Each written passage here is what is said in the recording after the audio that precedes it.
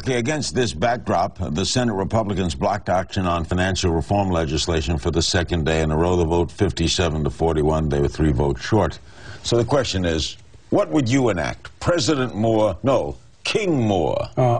What's your edict? Well, King Moore would mean that you and I have a special relationship. No, but what would you do? Let that slide. Okay. Well, what I would do is, first of all, in order to prevent the next crash, we have to take care of too big to fail. These banks are too big. They have to be broken up. So there's a bill that's being proposed by Senator Sherrod Brown from Ohio and Ted Kaufman from Delaware.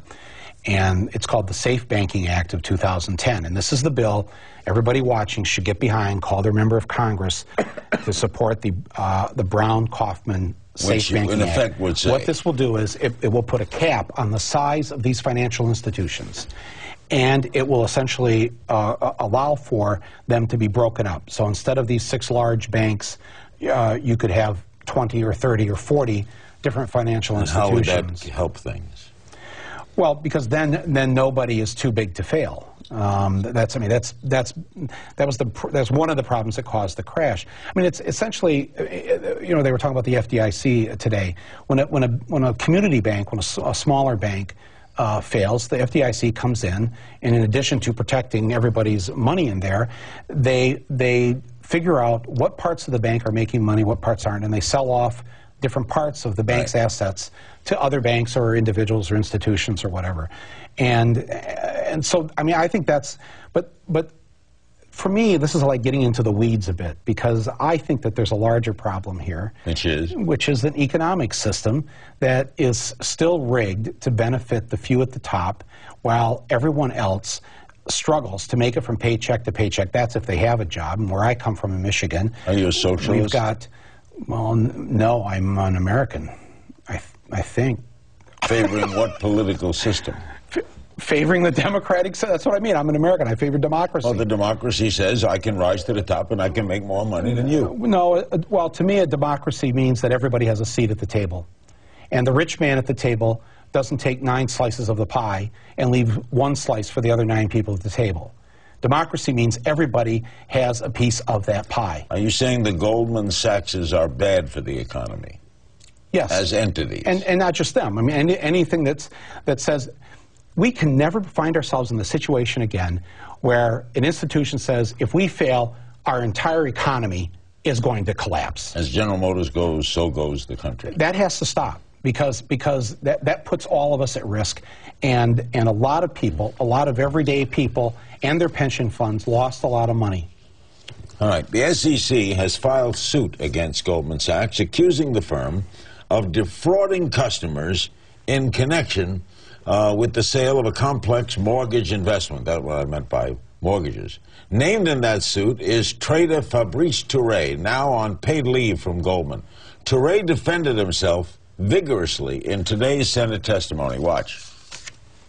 Mr. Chairman, as you know, the Securities and Exchange Commission recently filed a civil suit alleging that I failed to disclose to investors certain material information regarding a transaction that I helped to structure named Abacus 07 AC1. I deny categorically the SEC's allegations, and I will defend myself in court against this false claim. What's your read on him? Well, I mean, going after a guy named Fabrice, I mean, come on. You know, it's just like in junior high. I mean, essentially, they've singled out the Frenchman. They've singled out him as the scapegoat for all of this. There's a lot of fingers that were in that pie. Help me. Were they investing in mortgages that they knew the people weren't going to make the payments on the mortgage, and they asked their investors to invest with them, even though they knew they defaulted? And as time went on, as they saw in 06 and 07 that things were getting pretty shaky, they started doing much more betting against these mortgage investments. All this is alleged. They're denying a lot of this, right? Well, I think they've denied everything, or sort of denied it today in front of the committee. But I think, look, it's not just this one guy. It's not just Goldman Sachs. There's a lot of people and a lot of companies are at fault here. And I think just to make one guy the scapegoat, I don't think that's really the right thing. Back with more of Michael Moore tomorrow night. Might have another opinion from Donald Trump. Don't go away. Wish we could have done better in hindsight, but at the times that we made the decisions, I didn't think we did anything wrong. We're back with Michael Moore. Congresswoman Marcy Kaptur of Ohio, a number of other House Democrats are calling for a criminal investigation of Goldman Sachs. Would you go that far? Absolutely. Oh, yeah. I mean, I'm happy the Obama administration brought these civil charges against them, but I think there should be a criminal investigation. A lot of people's money vaporized, and I think when that happens, I mean, I'll tell you, we spend a lot of energy in our criminal justice system going after people that stick you up for $100. I think the American people got stuck up for a hell of a lot more than that. Goldman Sachs PAC people were big contributors to Obama, weren't they? They were his #1 private contributor, almost $1 million. So did this take some chutzpah on his part? Yeah, I think so. Yeah, and he had to sign off, I assume. Yeah, but of course, it's like a lot of things with the administration. You know, their heart's in the right place, and they go about 60% of the way, but they don't take that other 40%, which in this case would mean a criminal investigation also of Goldman Sachs.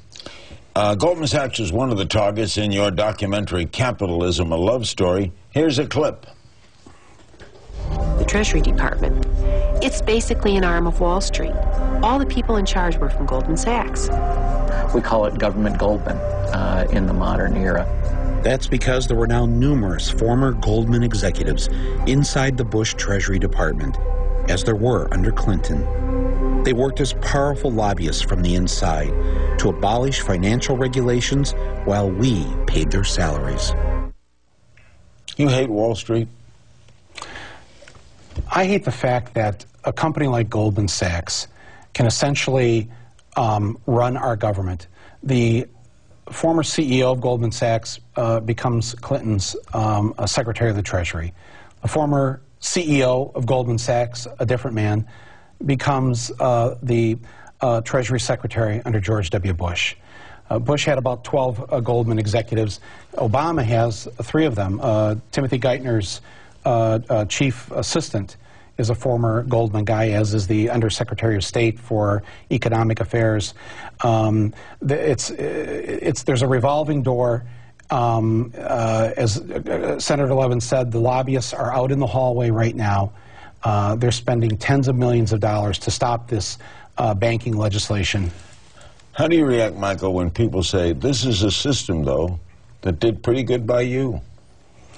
Well, I don't own a single share of stock, and I never have. So you've made money in a comfortable system, right? No, I've made money because I worked and I had a few ideas and I made films about them, and I've done well, as I would do under a system that was more democratically organized, so that not so many people had to suffer, so that others could do so well. Are we down to one word here, greed? That's what it is. It is greed.